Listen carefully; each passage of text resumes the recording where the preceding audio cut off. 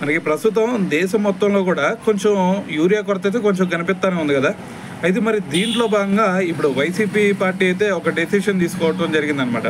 అయితే మరి వాళ్ళు ఏం చేయబోతున్నారు అంటే, మరి అన్నదాత పోరు అనే పేరుతో రాష్ట్రంలో ఉన్నటువంటి ప్రతి ఆర్డీఓ ఆఫీస్ ఎదురు కూడా నిరసన చేయాలని చెప్పేసి వీళ్ళైతే ఒక డెసిషన్ తీసుకోవడం జరిగిందనమాట. అయితే మరి దీంట్లో భాగంగానే ఈరోజైతే ఆ నిరసన అయితే చేస్తారనమాట. అయితే మరి వైఎస్ జగన్మోహన్ రెడ్డి గారు కూడా మరి వాళ్ళ కార్యకర్తలకి వాళ్ళ పార్టీ నేతలకు కూడా పిలిపించారు ఈ విధంగా చేయాలి అని చెప్పేసి. అయితే మరి ఈరోజైతే వాళ్ళు మరి నిరసన చేయబోతూ ఉన్నారు.